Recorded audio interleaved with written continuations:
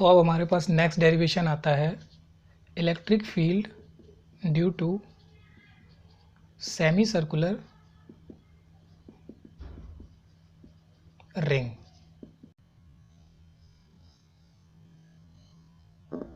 Electric field due to semi circular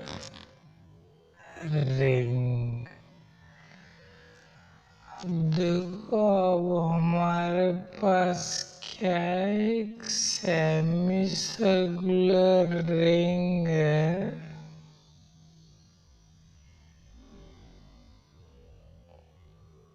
इस तरीके का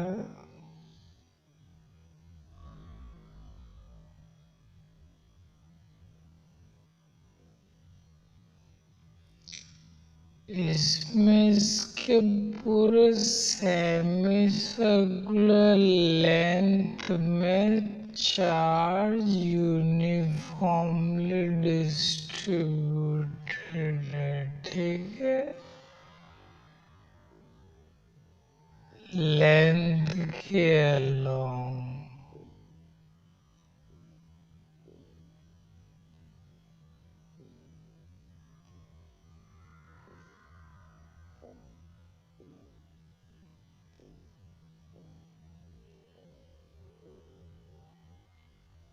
इन दोनों एंड्स को अगर जोड़ दिया जाए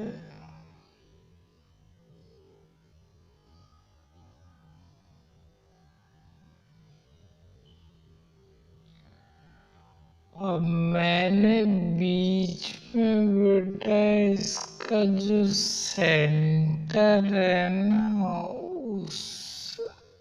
उसके अलोंग एक रेफरेंस लाइन मान रखा है ये, ठीक है।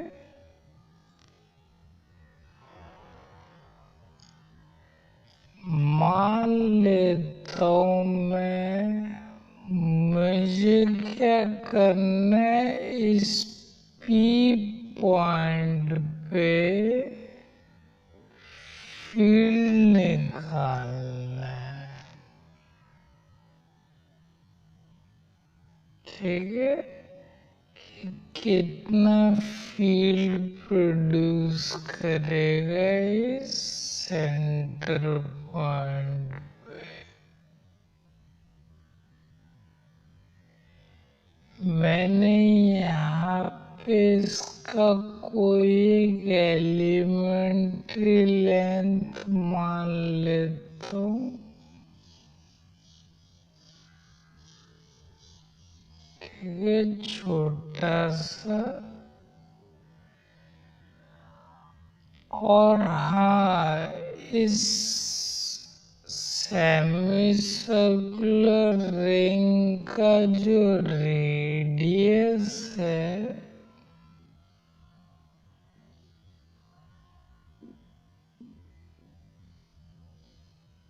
वो रेडियस R है। मैं क्लियर?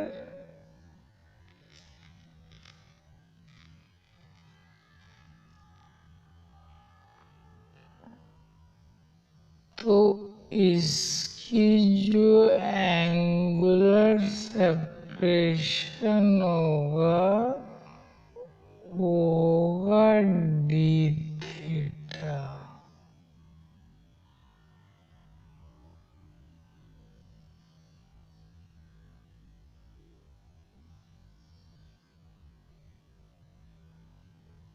और ये मैंने बेस लाइन से थीटा एंगल पे मान रखा है वाला एलिमेंट,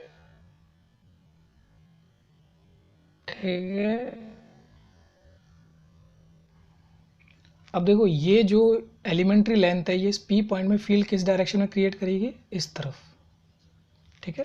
अगर ये एंगल थीटा है तो ये भी एंगल थीटा होगा, और ये फील्ड को मैं बोलूँगा डी ई, क्योंकि छोटा चार्ज है तो छोटी फील्ड प्रोड्यूस करेगा, और इसका ये वाला component D E cos theta, और ये वाला कंपोनेंट ये बन जाएगा आपका डी ई साइन थीटा। क्या ये बात क्लियर है? ऐसे हर एलिमेंट्स के लिए सिमेट्रिकली अपोजिट पॉइंट्स में एक और एलिमेंट एग्जिस्ट करता है जिसका फील्ड का जो वर्टिकल कंपोनेंट होगा वो इसके साथ कैंसिल आउट हो जाएगा। ठीक है, तो ये D E sine theta cancel हो जाएगा। Only D E cos theta को आप इंटीग्रेट करोगे तो आपको मिल जाएगा इस पॉइंट पे नेट फील्ड। क्या ये बात क्लियर है? तो ऐसे सारे एलिमेंट्स के लिए आप D E cos theta add करते जाओ इंटीग्रेट करके, तो आपको नेट फील्ड मिल जाएगा। अब देखो इसकी जो ये लेंथ है, हमें पता है इसका रेडियस तो आर है ना, और ये जो एंगुलर सेपरेशन है डी थीटा है। तो इसको मैं अगर अलग से बना के दिखाऊँ आपको, ये डी थीटा और ये पूरी लेंथ टोटल लेंथ आर है। हमें पता है एंगल जो होता है वो आर का अपॉन रेडियस होता है। अगर इसको मैं डी एल बोलूँ तो डी एल आर का अपॉन रेडियस आर, तो डी एल देखो क्या हो गया उस हिसाब से, D L equals to R D theta. ठीक है ना, तो ये जो छोटा सा लेंथ डी एल माना है वो एक्चुअली आर डी थीटा के बराबर है। क्या ये बात क्लियर होती है? अब इस छोटे एलिमेंट्री चार्ज जो कि बिल्कुल साइज जिसका बहुत छोटा है, मैं इसको पॉइंट चार्ज ट्रीट करूँगा। तो इस पॉइंट चार्ज की वजह से इस पॉइंट पे कितनी फील्ड क्रिएट करी जाएगी, वो होगा integration of K D Q by R square. Distance तो देखो आर है ना, इस पॉइंट से इस पॉइंट तक की R square cos theta. Am I clear? अब मुझे पता था, ये देखो इसके लिए लैम्डा डिफाइन है क्योंकि लेंथ के अलोंग चार्ज डिस्ट्रीब्यूटेड है। तो लैम्डा अगर यूनिट लेंथ के लिए लैम्डा चार्ज है, तो ये जो आर डी थीटा है मतलब इतना लेंथ, इसके लिए चार्ज कितना होगा, lambda times are D theta. ये हो गया आपका इक्वल्स टू डी क्यू। ठीक है, तो डी क्यू को रिप्लेस करो,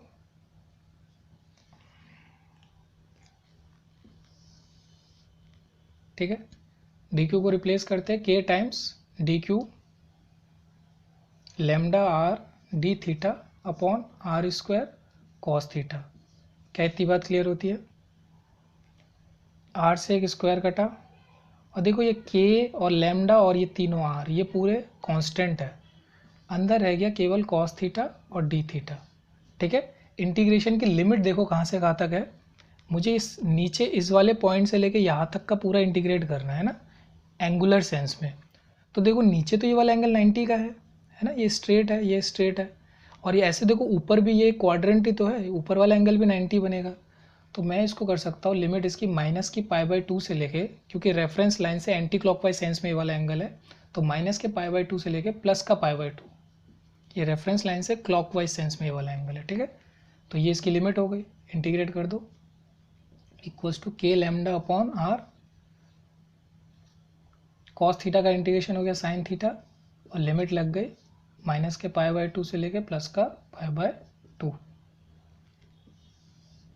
अब देखो, अब लिमिट रखो इसकी, इक्वल्स टू के lambda by r upper limit sine π/2 minus lower limit. अब देखो एंगल के अंदर माइनस का π/2 आएगा, हमें पता है sine minus theta is minus sine theta, तो बाहर निकाल लेते हैं साइन π/2।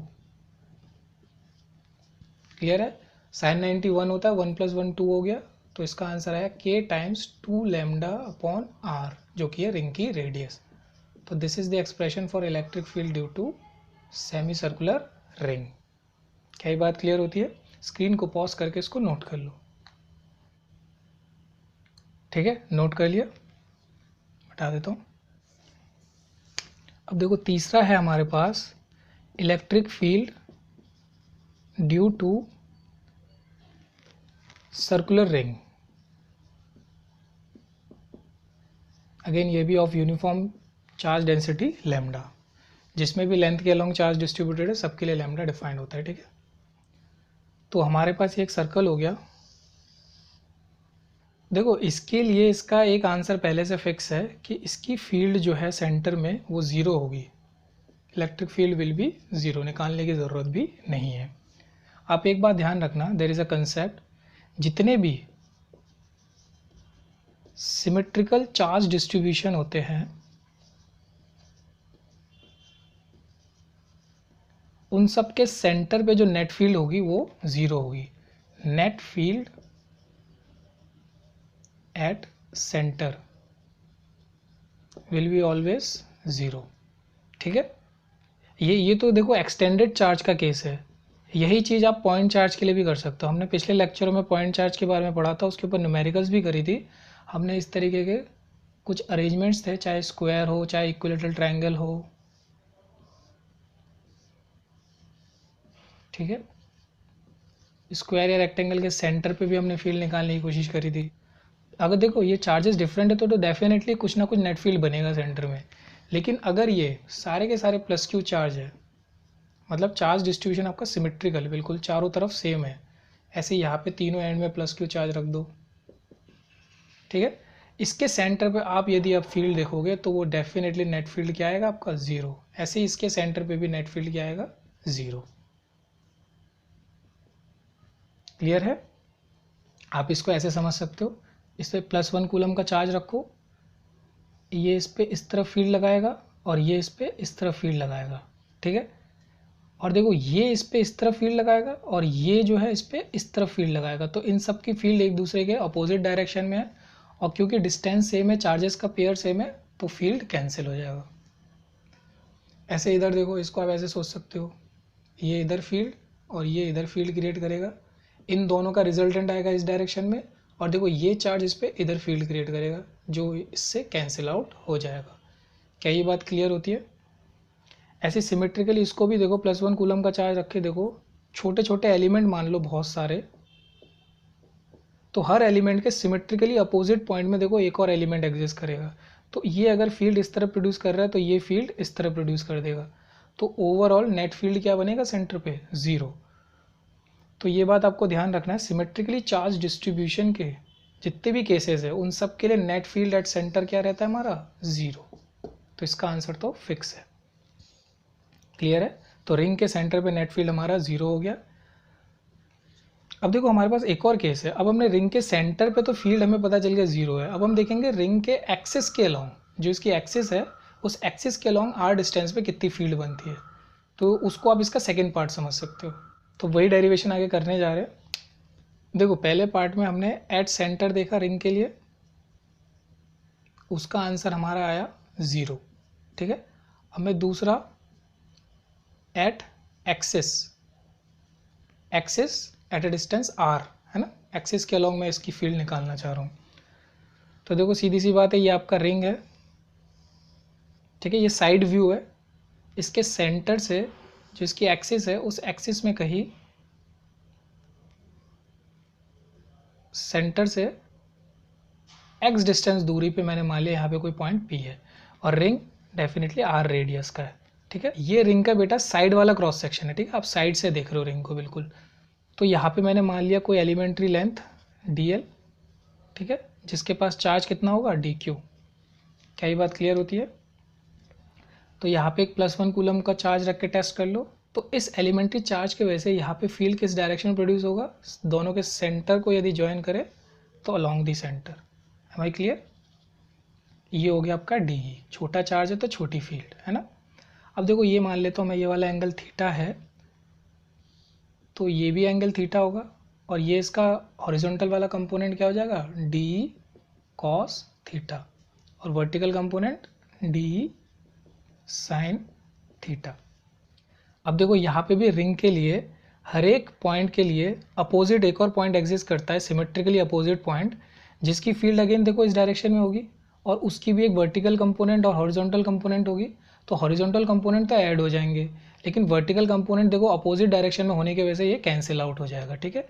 तो इसका वर्टिकल कंपोनेंट जो है नॉन सिग्निफिकेंट है ना।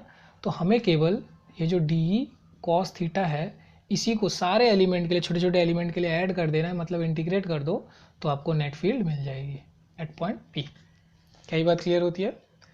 तो ये जो छोटा सा हमारा एलिमेंट्री चार्ज है जिसको हम पॉइंट चार्ज बोल सकते हैं, उसकी फील्ड की वैल्यू लिखो तो K D Q upon R square. R क्या होगा, देखो ये एक्स है, ये आर है, ये रेडियस। तो इस ट्राइंगल में देखो, राइट एंगल ट्राइंगल में इसको मैं लिख सकता हूँ √x² + r², हाइपोटेन्यूज है ना, बेस का स्क्वायर प्लस परपेंडिकुलर का स्क्वायर। तो डिस्टेंस x² + r² का होल स्क्वायर, r² आता है ना नीचे, इनटू कॉस थीटा हो रहा है, इनटू कॉस थीटा। क्या ये बात क्लियर हुई? अब देखो इक्वल्स टू कॉस थीटा की वैल्यू और रख दो के डी क्यू, इसका तो देखो स्क्वायर रूट और स्क्वायर कैंसिल हो जाएगा, X square plus are square रह गया।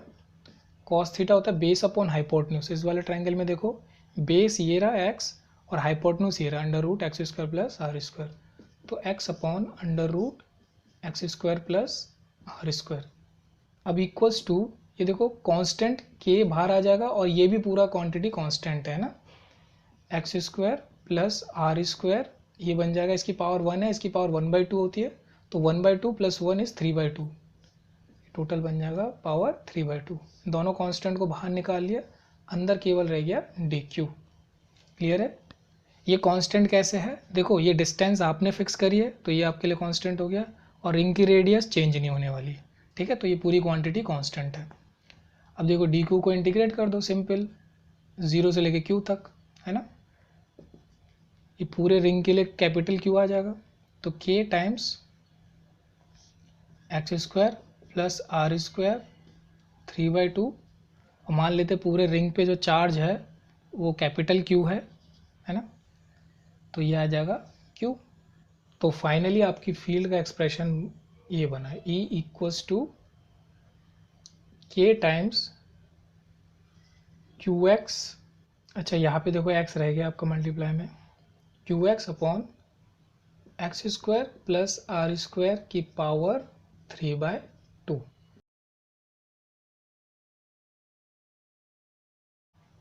So this is the expression for electric field due to circular ring at the axis.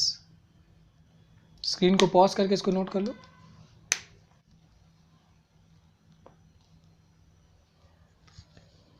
तो इस वीडियो में यहीं तक रखते हैं, मिलते हैं नेक्स्ट वीडियो में, टिल देन टेक केयर।